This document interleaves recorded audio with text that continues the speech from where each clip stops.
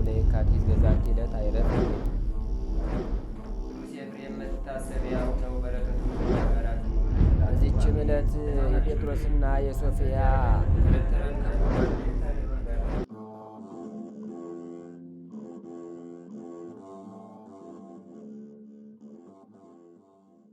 በስመ አብ ወወልድ ወመንፈስ ቅዱስ አሐዱ አምላክ አማስሩ ወረቡዕ ለጥር በዛቲ ዕለት ኮነት ሰማዕተ ቅድስት ወኅሪት ምህራኤል ዘእምሰብአ ሀገረ ጥምዋህ። አንድ አምላክ በሆነ በአብ በወልድ በመንፈስ ቅዱስ ስም ጥር 14 በዚች ዕለት ጠምዋህ ከሚባል ሀገር ስሟ የከበረችና የተመረጠች ምህራኤል በሰማዕትነት አረፈች። የዚችም ቅድስት ወላጆቿ እግዚአብሔርን የሚያመልኩ ክርስቲያኖች ናቸው። አባቷም ስሙ ዮሐንስ የሚባል ቄስ ነው። እናቷም ኢላርያ የምትባል ደግ ናት። ነገር ግን ልጅ ስለሌላቸው ስለዚህ እያዘኑ ወደ እግዚአብሔር ይለምኑ ነበር። ከብዙ ዘመንም በኋላ ይችን የከበረች የተቀደሰች ልጅ ተሰጠቻቸው። ስሟንም ምህራኤል ብለው ጠሯት። 12 ዓመትም በሆናት ጊዜ በላይዋ ባደረ በመንፈስ ቅዱስ ስጦታ ድንቆች ታምራቶችን መስራት ጀመረች። ከዚህም በኋላ ከሃዲ ንጉሥ ዲዮቅልጥያኖስ በተነሳ ጊዜ ወደ ባህር ዳርቻ ወጣች። መርከብም አግኝታ በላዩ ተሳፈረች። ስለ ሰማዕትነት ከሚሄዱት ጋር በመሄድ ወደ እንጽና ከተማ በደረሰች ጊዜ ስሙ ፍልያኖስ በሚባል መኮንን ፊት ቆመች። በአህያትም ጊዜ ስለ ታናሽነቷ ራርቶላት ሊተዋት ወደደ። ሊተዋትም እንደወደደ አውቃ እርሱንና የረከሱ አማልክቶችን በድፍረት ረገመች። ስለዚህም መኮንን ተቆጥቶ ጽኑ የሆነ ስቃይን አሰቃያት። ከቀናች ሃይማኖቷ ሸንግሎ ይመልሳት ዘንድ በተወሳነው ጊዜ ጊንጦችን፣ ፉኝቶችንና እባቦችን ሰብስበው በዳውላ ውስጥ እንዲጨምሯቸው እርሷንም ከእርሳቸው ጋር በዳውላ ውስጥ እንዲጨምሩ አጥማጆችን አዘዛቸው። እነርሱም እንዲህ አደረጉ። ያን ጊዜ የእግዚአብሔር መልአክ ተገለጠላትና ከጌታችን ዘንድ የተሰጣትን ቃል ኪዳን አስረከባት። ከዚህም በኋላ ነፍሷን አሳለፈች። የምስክርነት አክሊልንም ተቀበለች። ከዳውላውም ውስጥ አውጥተው በዚያች ቦታ ቀበሯት። ከዚህም በኋላ አባትና እናቷ በሰሙ ጊዜ ስጋዋ ወዳለበት ከብዙ ሕዝብ ጋር መጡ። ከዚያም ስጋዋን አፈለሱና ወሰዷት። በታላቅ ክብርም ገንዘው በአማረች ሳጥን ውስጥ አኖሯት። በስውር ቦታም ያማረች ቤተ ክርስቲያን ሰሩላት። ከእርሷም ድንቆች ታምራቶች ተገለጡ። ለእግዚአብሔር ምስጋና ይሁን፣ እኛንም በጸሎቷ ይማረን፣ በረከቷም ከእኛ ጋር ይኑር ለዘላለሙ አሜን። ሰላም እብል ለብጽት ምህራኤል ዘፈጸመት ስማ በውሳጤሃስ ሐሰል ወለእሆሃ ሰላም አባ ሆር ድንግል በፈቃዱ ዘተወበ ለህማም ወገድ ሰበም ስጋሃ ነጸረ ዘይትገበር ኃይል። በዚችም ዕለት የከበረ የሕፃን ቂርቆስ ማኅበር የሆኑ 4034 ጭፍሮች በሰማዕትነት ሞቱ። በረከታቸውም ከእኛ ጋር ትኑር ለእግዚአብሔር ምስጋና ይሁን አሜን። ሰላም እብል በቃለ ማይሌት ነከራ 430 ዘምስለ ራብ ሐራ ክሳውዲ ሆሙ ለእሉ ሀበ አፍአ ሀገረ ተመትራ በርእሰ ቂርቆስ ወእሙ ህየንታፋም ኦራ ከመ እግረ ፀሐይ ዘይሰርቅ ሶበ ርእዩ ጌራ። በዚችም ቀን በገድል የተጠመደ የከበረ አባት አርኬልድስ አረፈ። ይህም ቅዱስ ከሮሜ ሀገር ከታላላቆች ወገን ነው። የአባቱን ስም ዮሐንስ የእናቱን ስም ሰንደሊቃ ነው። ሁለቱም እውነተኞች የሆኑ በእግዚአብሔር ሕግ ያለ ነቀፋ የጸኑ ናቸው። ቅዱስ አርኬልድስም ዕድሜው 12 ዓመት በሆነው ጊዜ አባቱ ሞተ። እናቱም ሚስት ልታጋባው አሰበች። እርሱ ግን ይህን አልወደደም። ከዚህም በኋላ ወደ ንጉሥ ሄዶ የአባቱን ሹመት ይቀበል ዘንድ መከረችው። ከእርሱም ጋር 2 አገልጋዮችን ላከች። ለንጉሡም እጅ መንሻ የሚሰጠውን ብዙ ገንዘብ ሰጠችው። በመርከብም ተጭኖ በባህር መካከል ሳለ ጥልቅ ነፋስ በላዩ ተነሳ። ማዕበሉም እጅግ ከፍ ከፍ ብሎ መርከቡ ተሰበረ።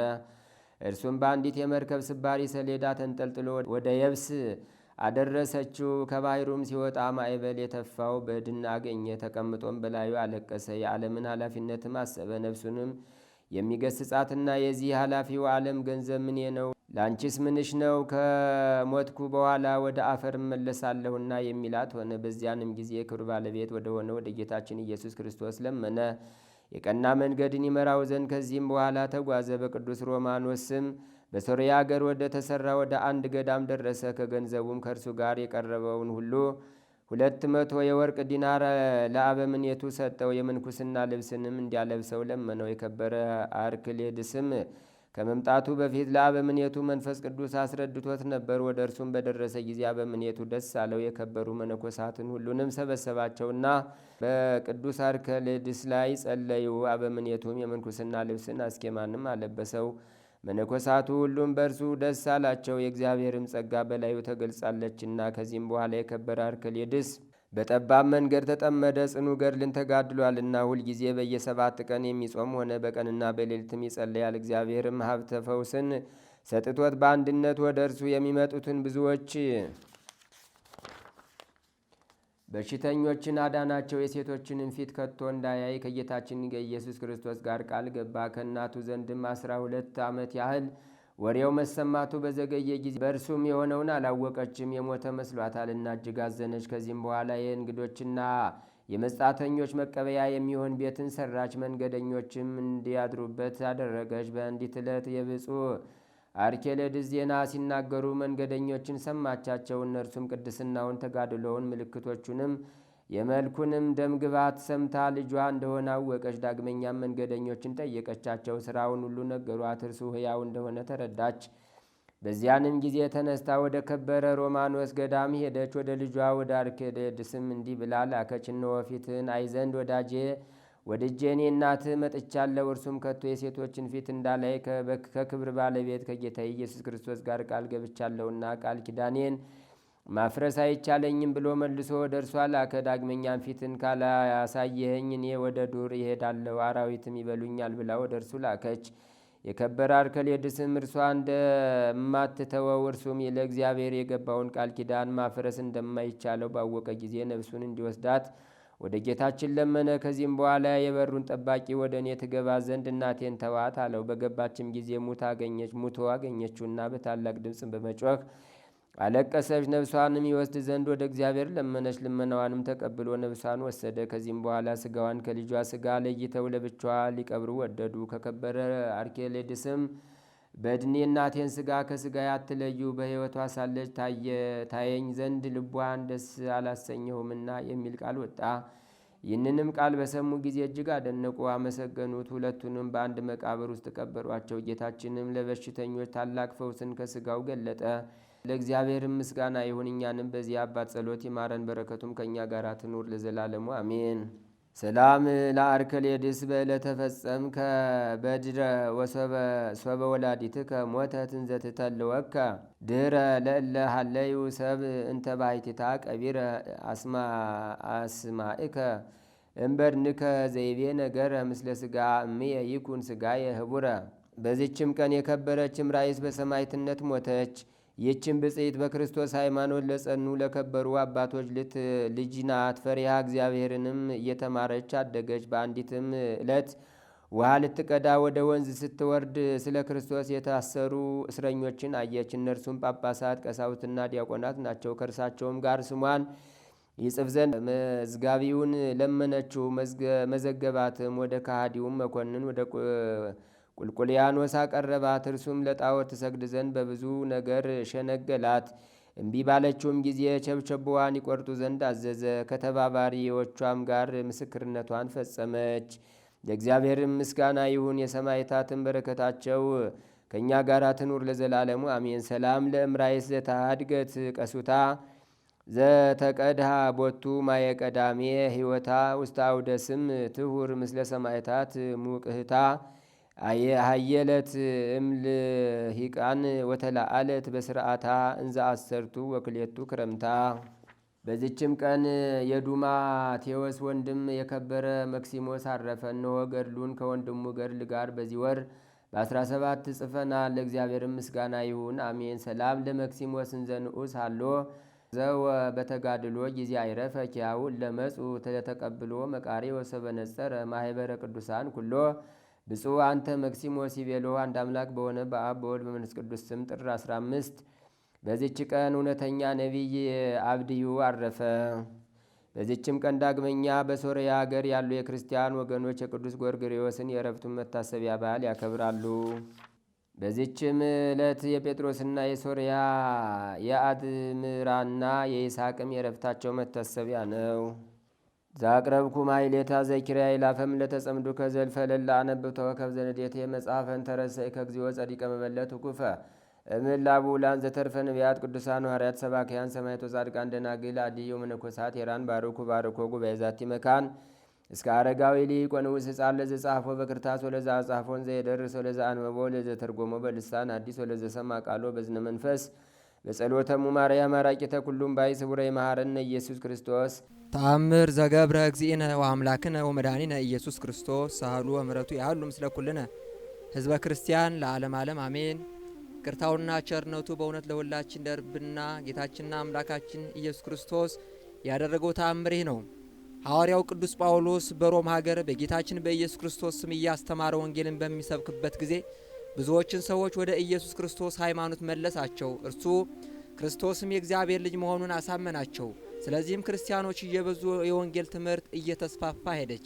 ሕዝቡም ሁሉ የሮም ንጉሥ የኔሮን ቄሳር መኳንንቱና የቤተ መንግሥቱም ሹማምንት ሳይቀሩ በጌታ በኢየሱስ ክርስቶስ ስም አመኑ። ኔሮን ቄሳርም ይህንን በተመለከተ ጊዜ ልቡ በቁጣ ተመላ። እርሱ ፍጹም ከሃዲና የበጎ ነገር ጠላት የሆነ የሰይጣን ልጅ ነውና በአስቸኳይም ጳውሎስን ወደ ፍርድ አደባባይ ያቀርቡት ዘንድ አዘዘ። ጳውሎስም በኔሮን ቄሳር ፊት በቀረበ ጊዜ ከታሰረበት ሰንሰለት ጋር በቀኝ እጁ የጌታ የኢየሱስ ክርስቶስ መስቀል ይዞ ምንም ሳይፈራ ስለ ኢየሱስ ክርስቶስ እውነተኛ ምስክርነት ሰጠ። ኔሮን ቄሳርም ብስጭቱ ተጋጋለበትና በቁጣ የሞት ፍርድ ፈረደበት። ቅዱስ ጳውሎስም ወደ መገደያው ቦታ ሲሄድ ምናልባት ባነጋገሩት ጣዕምና በተአምራቱም ሰዎች አሳስቶ ወደ ክርስቲያን ሃይማኖት ይመልሳቸዋል በማለት የሀገሩ ሹማምንትም አሰቡ፣ ፍርሃትም አደረባቸው። ስለዚህም የክርስቲያን ሃይማኖት ጥላቻ ያደረባቸው ጥቂት ሰዎች ብቻ ሄደው መሞቱን አይተው እንዲመሰክሩ እንጂ ብዙዎቹ የአረማውያን ሰዎች እንዳይሄዱ ከለከሏቸው። ጳውሎስም ወደሚገደልበት ቦታ ሲወስዱት በንግግሩና በአመለካከቱ ሁሉ አንዳች ፍርሃትም አልታየበትም ነበር። ይልቁንም ወደ ጦር ግንባር ዘምቶ ሽልማቱን ያሰበ አርበኛ ከሰልፍ ወደ ኋላ ሳይፈልግ ጸንቶ እንደሚዋጋ በጠላቶቹ ላይ ድል ተቀዳይቶ ማርኮ እየፎከረ በደስታ ወደ ጌታው የሚመለስ ወታደር ይመስል ነበር እንጂ። ክብር ይግባውና ጌታችንና አምላካችን መድኃኒታችን ኢየሱስ ክርስቶስ ፍርሃትን ከእርሱ አስወግዶለታልና ፊቱም በደስታ እያበራ ለገዳዮቹ ስለ ኃጢአታቸው ስርየትም ይለምንላቸው ነበር። አስቀድሞም ለቆሮንቶስ የጻፈላቸውን የመልእክት ጽሑፍ በታላቅ ቃል እንዲህ በማለት ይዘምር ነበር። ብርሃን በጨለማ ውስጥ ይብራ፣ ያለ እግዚአብሔር በኢየሱስ ክርስቶስ መልክ የሚያበራውን የእግዚአብሔር የጌትነቱን ክብር የምናይበት ብርሃን በልባችን አበራልን። በየአቅጣጫው መከራ ይመጣብናል፣ ግን አንሸነፍም። ጠላቶችም ያሳድዱናል፣ ግን ወዳጆች አጥተን አናውቅም። እንጨነቃለን፣ ግን አንጠፋም። ሁልጊዜም የኢየሱስ ክርስቶስ ሕይወት በእኛ ሰውነት ሲገለጽ ዘንድ የኢየሱስ ክርስቶስ ሞት በሰውነታችን ተሸክመን እንዞራለን። የእርሱ ሕይወት በሚሞተው ሰውነታችን እንዲገለጥ እናውቃለና። እንግዲህ ሞት ምንም በላያቸው ቢሰለጥን ጌታችን ኢየሱስ ክርስቶስ ያስነሳው እርሱ እኛንም በኢየሱስ ክርስቶስ ስልጣን እንዲያስነሳና ከእናንተም ጋር በፊቱ እንዲያቆመን እናውቃለን። ስለዚህ ተስፋ አንቆርጥም። ምንም እንኳ አፋዊ ሰውነታችን ቢያረጅ ውስጣዊ ሰውነታችን ይታደሳልና። ይህም ቀላልና ጊዜያዊ የሆነ መከራችን ወደር የማይገኝለት እጅግ ታላቅ ዘላለማዊ ክብር ያስገኝልናል። እኛ ተስፋ የምናደርገውን የማይታየውን እንጂ የሚታየውን አይደለምና። የሚታየው ነገር ኃላፊ ጠፊ ሲሆን የማይታየው ግን ዘላለማዊ ነውና። ይህና የመሰለውን ዘምሮ ነገሩን ከፈጸመ በኋላ እግዚአብሔርን አመሰገነው። ይቅርታውና ቸርነቱ ዘላለም በእውነት ይደርብን ለዘላለሙ አሜን። ጌታ ሆይ እንደምወድህ አንተ ታውቃለህ። ጌታ ሆይ እንደምወድህ አንተ ታውቃለህ። ማን ያውቃል? የሚያውቀን እግዚአብሔር። ክብር ምስጋና ለእርሱ ይሁን። ይህንን ቃል በዮሐንስ ወንጌል በምዕራፍ 21 ቁጥር 17 ላይ የምናገኘው ቃል ነው። ቃሉ በወቅቱ የተናገረው የሐዋርያት አለቃ፣ የሐዋርያት ሙሴ፣ የሐዋርያት መሪ ተብሎ የነበረው ቅዱስ ጴጥሮስ የተናገረው ቃል ነው።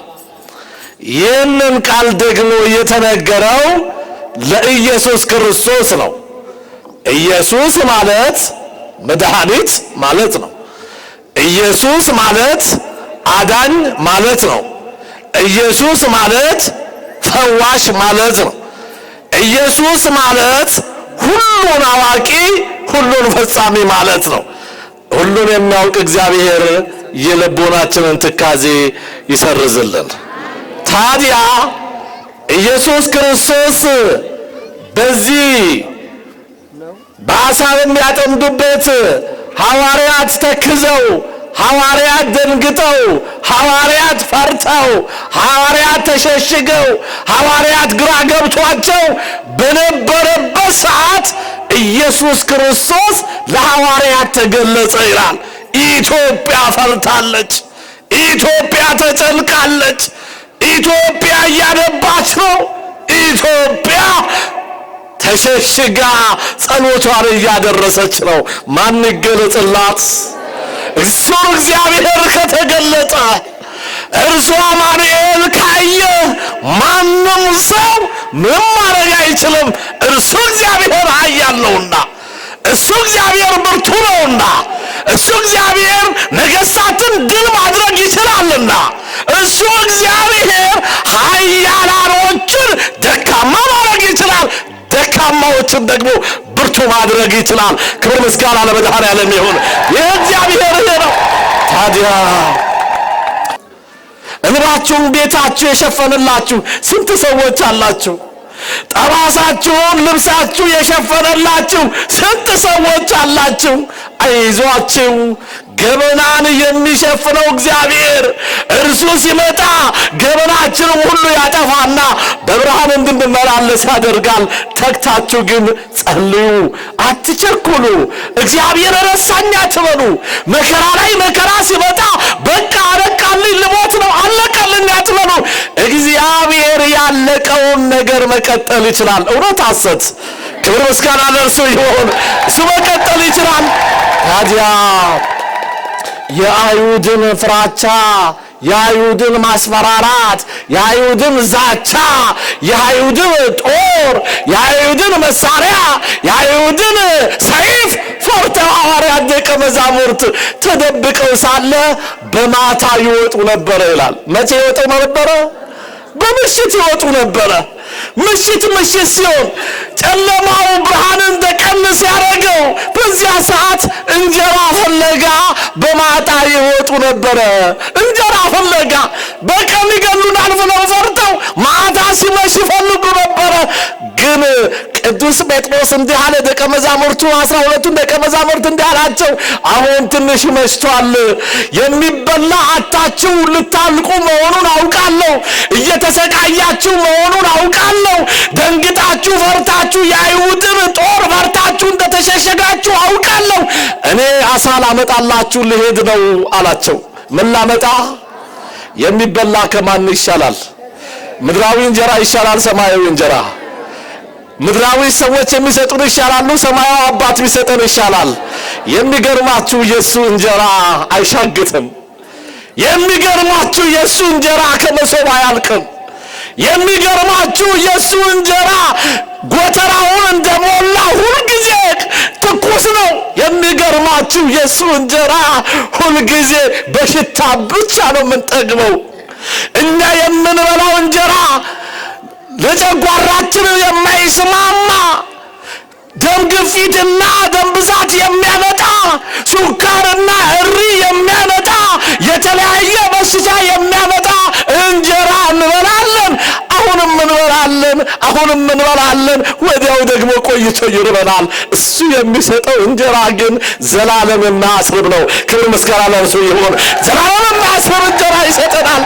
ታዲያ እንጀራ የሚበላ ላመጣ አሳ ላጠምድ ልሄድ ነው ብሎ ሲነግራቸው ስድስቱ አብረው እኛም እንሄዳለን፣ እባክህን አስከትለን፣ እኛም ካንተ ጋር እንሄድ፣ አሳ ማምጣት እንፈልጋለን አሉ። በጨለማ ወጡ። አሳው የሚገኝበት ባህር ላይ መረባቸውን ወረወሩ።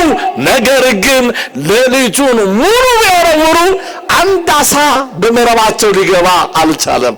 አንድ አሳ 12 ሰዓት ሙሉ ወረወሩ። ደከሙ፣ ጉልበታቸው አለቀ፣ የነበረው ፍላጎታቸው ተሟጠ። ተስፋ ቆርጠው ንጋት ሲሆን ተስፋ ቆርጠው ቁጭ ብለው ሳለ አባታቸው መመኪያቸው ተስፋቸው ኢየሱስ ክርስቶስ ወደ እነርሱ መጣ ይላል። ተስፋ በቆረጠ ሰዓት የድንግል ልጅ ኢየሱስ ክርስቶስ ወደኛ ይድረስልን፣ አይዟችሁ ይበለን። ተስፋ ቆርጣ ኢትዮጵያ እማማ ኢትዮጵያ በልጆቿ ተስፋ ቆርጣለች። እማማ ኢትዮጵያ ሰላም ታሳረባለች። እማማ ኢትዮጵያ አባት ልጁን እየገደለ እናት ልጇን በዛ በተኛበት በትራስ እየገደለችው ኢትዮጵያ ተጨነቀች። በዚህ ሰላም የላት፣ በዚህ ሰላም የላት፣ በዚህ ሰላም የላት። ከውጭ ሰላም የለ፣ ከቤት ሰላም የለ፣ ከቤተ መንግስት ሰላም የለ፣ ከቤተ ክህነት ሰላም የለ። ኢትዮጵያ ተጨንቃለች። አማኑኤል ከጭንቀቷ ይገላግላት። እውነት ወገኖቼ ወደ እርሱ ካልጸለይን፣ ወደ እርሱ ካልመጣን፣ ወደ እርሱ ካልተመለስን እግዚአብሔር አምላክ ምሕረቱና ቸርነቱ ወደ ኢትዮጵያ ማቱን አስወግዶ ምሕረቱን ካላመጣ ሁላችን እየተያዘልን እናልቅነው እኮ። እግዚአብሔር ከመተላለቅ ይጠብቀን። ታዲያ መጣና እናንተ አላችሁ፣ አቤት የሚበላላችሁን አላችሁ። አላወቁትም ነበረና ይኸው እኮ ሌሊቱን ሙሉ አሳ አጥምደን አሁን አጥተን ደክሞን ቁጭ ብለናል። ኧረ ምንም አሳ የለንም፣ ኧረ ምንም ሊበላ የለንም፣ ኧረ ምንም የለንም፣ ባዶ ነን። ኢትዮጵያ ፍቅር አጣች፣ ባዶ ነች። ኢትዮጵያ እምነት አጣች፣ ባዶ ነች። ኢትዮጵያ በረከት አጣች፣ ባዶ ነች። ባዶአችንን የሚሞላ ደግሞ እግዚአብሔር ነው። እውነቴን እንገራችሁ። እስቲ የትናንትና በረከት አለ ቤታችሁ? የትናንትና ፍቅር አለ ሰፈራችሁ? ገሪያችሁ ውስጥ ሰላም አለ? ኤሳ ፍቅርን ኤሳ መረጋጋትን ኤሳ ሰላምን ኤሳ ዋቀዮ ብቻዳ ዋቀዮ ብቻዳ አደራ ዋቀዮ አደራ ገብርኤልኮ አደራ ማርያምኮ ያ ዋቀዮኮ ያ ግፍቲኮ ያ ጊዮርጊስኮ አያዘራችሁም። ገብርኤልን ናበሉት፣ ያንን እሳት የሚያጠፋውን መልአክ ናበሉት፣ ያንን ውሃውን የሚያቀዘቅዘውን መልአክ ናበሉት። ኢትዮጵያ እንዲህ አይነት ሙሴ ትፈልጋለች። አረ ቄሰ ገበዙን ሰማዕቱን ቅዱስ ጊዮርጊስ እናበሉት። የኢትዮጵያ ገበዝ ያስፈልጋታል። ገበዙ ሸሿል ቅዱስ ጊዮርጊስ። ኢትዮጵያ ታበጽሕ እደዊሃ ኀበ እግዚአብሔር ተብሎ የተነገረላት ኢትዮጵያ እጆቿን ወደ እግዚአብሔር መዘርጋት ተወችና ወደ አሜሪካ፣ ወደ አውሮፓ፣ ወደ ቻይና፣ ወደ ህንድ፣ ወደ የተባበሩት አረብ ኤሚሬት ወደዛ ተዘረጋ። እግዚአብሔር ከኢትዮጵያ ላይ እጁን አነሳ። ይኸው ስጋት ነው፣ መኖራችን ስጋት ነው። ወጥቶ መግባት አቅቶናል። በልተን በትክክል መተኛት አቅቶናል። ኧረ እጃችሁን ወደ ላይ ዘርጉና አንተ ትሻላለህ በሉት። አንተ ትሻለናለህ በሉት። ያንተ ልምጭ እኮ አያምንም በሉት። ያንተ ዱላ እኮ ለአደጋ አይሰጠም በሉት። ኢትዮጵያውያን አትጨካከኑ። ኢትዮጵያውያን አትጨካከኑ። ኢትዮጵያውያን አትገፋፉ። ያ ኦሮሞ ነው፣ ይሄ አማራ ነው፣ ይሄ ትግሬ ነው፣ ይሄ ወላይታ ነው፣ ይሄ ጉራጌ ነው፣ ይሄ ስልጤ ነው፣ ይሄ ከምባታ ነው፣ ይሄ ሀዲያ ነው አትባባሉ። እኛ የተሰራ ነው እኮ በስላሴ አምሳል ነው። እስቲ እኛ እኮ የተሰራ ነው በስላሴ መልክ የተፈጠር ነው። ማን ነው ታዲያ እንክርዳድ የዘራባችሁ? ማን ነው ታዲያ ክፋትን የዘራባችሁ? የትኛዋ እናት ነች ያሳደገችሽ በክፋት? ተው፣ እግዚአብሔር በበረከቱ ይባርከን። ምንም የለንም አሉት። በሎ አላቸው፣ አንሱና በቀኝ በኩል መረባቸውን ጣሉ አለ። በቀኝ በኩል መረባቸውን ጣሉ። የሚፈልጉትን አሳ ሳይሆን ከሚፈልጉት በላይ ሰጣቸው። እጆቻችንን ወደ ላይ ስናነሳ ከምንፈልገው በላይ ይባርከናል። እውነት ሐሰት? አቤት! ወደ ማን ስናነሳ? አባካችሁ እቆይልን ቆይልን። እስቲ ወደ ማን ስናነሳ? እስቲ ሁላችሁ ወደ አንተ በሉ። ወደ አንተ እጃችንን ስንዘረጋ የሚያስፈልገንን አፍሰን ተቀብለን እንመለሳለን። ክብር ምስጋና ለመድኃኔዓለም ይሁንልን። ወደሱ እጃችንን ስንዘረጋ የምንፈልገንን አብሰን እንወዳለን። ታዲያ ሁሉ 153 አሳ በአንድ መረብ ላይ ያዙ። ለዛው ጥቃቅን አሳ አይደለም፣ እጅግ በጣም ለአንድ ሰው አይደለም። አንዱን አሳ ብዙ በልቶ የሚጠግብ አሳ 153 አሳ በዚህ መረብ ውስጥ ገቡ። በኋላ መጎተት እስኪያቅታቸው ድረስ፣ መሸከም እስኪያቅታቸው ድረስ፣ ወደዚህ ማምጣት እስኪያቅታቸው ድረስ ግራ ገብቷቸው ኃይል ያስፈልገናል፣ ጉልበት ያስፈልገናል ሲሉ የኛ አምላክ መድኃኔዓለም ኃይል ላጣውም ኃይል፣ ጉልበት ላጣውም ጉልበት መሆን ይችላልና ጉልበትን ሰጣቸው ይላል። የደከምን ሰዎች ጉልበታችንን እግዚአብሔር ያድስልን። የደከምን ሰዎች ኃይላችንን እርሱ ያድስልን። የተቀማነውን በሀብተ ወልድና ስመ ክርስትና በ80ና በ40 ቀናችን ተሰጥቶ የነበረውን በቅራሜሮን አማካኝነት ኃይል እንድናገኝ ተደርገን የነበረውን ኃይል ያስገፈፍን ሰዎች በፍርሃት ውስጥ ነው ያለነውና ኃይላችንን መድኃኔዓለም ይመልስልን። በኋላ ከበሉ ከጠጡ በኋላ በዚህ ወንጌል በዮሐንስ ወንጌል በምዕራፍ 21 ቁጥር 17 ላይ ጌታ ኢየሱስ ክርስቶስ በልተው መጠጣታቸውን መርካታቸውን ካወቀ በኋላ እንዲህ አላቸው። ጴጥሮስ አለው። አቤት አለ። ጴጥሮስ የሐዋርያት አለቃ ስለሆነ ለአለቃ ነው የተነገረው። አለቃው ጌታን ወዳለው ካለ ሎሌው ደግሞ ጌታን መውደድ ግድ ነውና፣ አለቃው አምላኩን ካከበረ ሎሌዎቹ ደግሞ ቤቱን ማክበር ግድ ነውና፣ የቤቱ አባወራ ኦርቶዶክስ ከሆነ ሁሉ ኦርቶዶክስ ነው። የቤቱ አባወራ ሰካራም ከሆነ ሁሉም ሰካራም ይሆናል። ቤቱ ሁሉ ባይጠጡም በጠጣው ይረበሻሉ። እውነት ሐሰት? ባይጠጡም በጠጣው ይረበሻሉ። የአካባቢው ሰዎች ሰላም ከሆኑ አገር ሰላም ትሆናለች። አሁን ትንሿ ምላስ ነች ዛሬ አገርን እያነደደች ያለችው። ለዚህ ነው መጽሐፈ ምሳሌ ላይ ትንሿ ምላስ አገር ታቃጥላለች አለ። ወገኔ ትንሿ ክብሪት አይደለ ይህንን አገርን እያዘጋጀች አገርን እያነደደች ያለችው እኮ ትንሿ ክብሪት ነች። አንዴ ወስላታ ሰው፣ አንዴ በአንደበቱ ዘረኝነት፣ አንዴ በሚዲያ ለቀቀ። ይኸው ዛሬ እየተላለቅን ነው ያለነው። እውነታውን ልንገራችሁ፣ ማንም አይተርፍም። እውነታውን ልንገራችሁ፣ የእከሌ ዘር እንዳይመስላችሁ። ወንጌልን ነው የምሰብከው እኔ፣ እውነታውን ነው የምነግራችሁ። የእከሌ ዘር የሚተርፍ የለም። ሁሉ ዘረኛ፣ ሁሉም ይጠፋፋል። ግን እንዳንጠፋፋ አምላክ ትርዳን፣ እንዳንጠፋፋ ድንግል ማርያም ትርዳን። ስለዚህ የሚያሸንፍ የለም፣ ሁሉ ተሸናፊ ነው የሚሆነው። ስለዚህ እንዲሆነ ጌታ ኢየሱስ ክርስቶስ ጴጥሮስን ጴጥሮስ ትወደኛለህን አለው። ጴጥሮስ ጌታ ሆይ ነው እወድሃለሁ አለው። ደገመና ኢየሱስ ክርስቶስ ጴጥሮስን አሁንም ትወደኛለህ አለው። ሰዓት ስለሌለ ትናንት ስለተማራችሁ ነው የምሮጥባችሁ።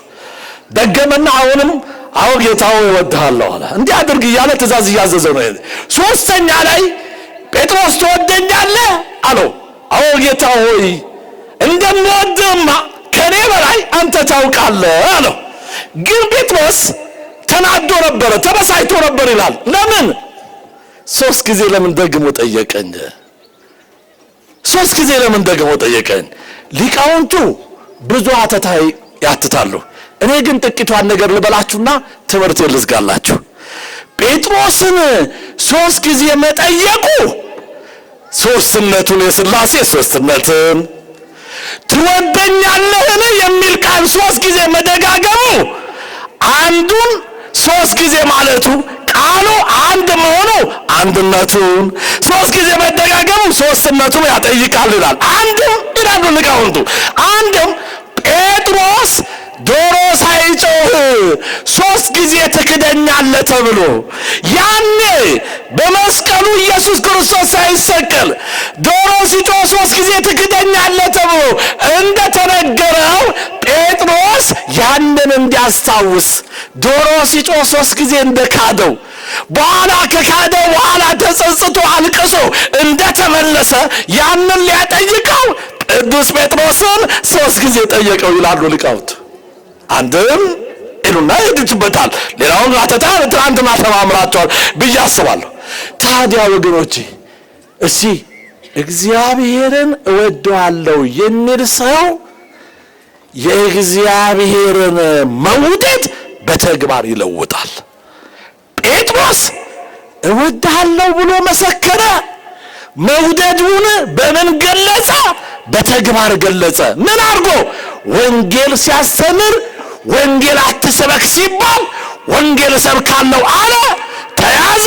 ሊሰቅሉ ሲሉ እንደ ጌታዬማ አትስቀሉኝ፣ እኔ ወራዳ ወንበዴ ነኝ፣ ጌታዬ በፊት ለፊት ነው የተሰቀለው፣ እኔን ግን ዘግዝቃችሁ ስቀሉኝ አለና ለወንጌል ተዘግዝቆ ተሰቀለ። በተግባር አሳየ። አምላካችን መድኃኒታችን ኢየሱስ ክርስቶስ የሰማነውን በልቡናችን ይጻፍብን፣ ከቅዱሳን ረድኤት በረከት ያሳትፈን። ሰላም ያሳደር አምላክ ሰላም ቀን ያውለን። አቡነ ዘበሰማያት ይትቀደስ ስምከ ትምጻእ መንግሥትከ ወይኩን ፈቃድከ በከመ በሰማይ ከማሁ በምድር ሲሳየነ ዘለለ ዕለትነ ሀበነ ዮም ወኅድግ ለነ አበሳነ ወጌጋየነ ከመ ንሕነኒ ንኅድግ ለዘአበሰ ለነ ኢታብአነ እግዚኦ ውስተ መንሱት አላ አድኅነነ ወባልሐነም ኩሉ ኩይስ መዚያ ከይእቲ መንግሥት ኃይል ወስብሐት ለዓለመ ዓለም። በሰላመ ቅዱስ ገብርኤል መልአክ ወእግዝእትየ ማርያም ሰላም ለኪ ድንግል በሕሊናኪ ወድንግል በሥጋኪ እም እግዚአብሔር ጸባዖት ሰላም ለኪ ብሩክት አንቲ እምአንስት ወቡሩክ ፍሬ ከርሥኪ ተፈሥሒ ፍሥሕት ኦ ምልዕተ ጸጋ እግዚአብሔር ምስሌኪ ሰአሊ ወጸልዪ ምህረታ በፍቅር ወልድኪ ኢየሱስ ክርስቶስ ከመ ይሥራይ ለነ ኃጣውኢነ ተማኅፀነ ብኪ ኦ ተወካፌ ንስሐ ወሰራይ ኃጢአት ኢየሱስ ክርስቶስ ስረይ ኃጢአቴ ወኃጢአተ ኩሉ ሕዝብ ከማይሰራ ኃጢአት እግዚአብሔር ይፍታ። ንቁ ሚዲያ ለተመልካቾቹ ከሚያደርሳቸው ዕለታዊ ሳምንታዊና ወርሃዊ ዝግጅቶች መካከል የየዕለቱን ስንክሳር ወርሃዊና ዓመታዊ የቅዱሳን ገላትና ድርሳናትን በኢትዮ ማህበር የዩቲዩብ ቻናል ያቀርባል። የየዕለቱን ስንክሳር ባሉበት ሆነው በማድመጥ እንዲሁም ወርሃዊና ዓመታዊ የቅዱሳንን ዜና ሕይወታቸውን በማድመጥ ከቅዱሳኑ በረከትና ረድኤት እንዲያገኙ ንቁ ሚዲያ የሁል ጊዜ ምኞቱ ነው። በየዕለቱ የሚለቀቁ ዜና ቅዱሳንን ላይክ፣ ሼርና ሰብስክራይብ በማድረግ አገልግሎቱን ይደግፉ። ንቁ ሚዲያ ርቱ የቤተ ክርስቲያን ልሳን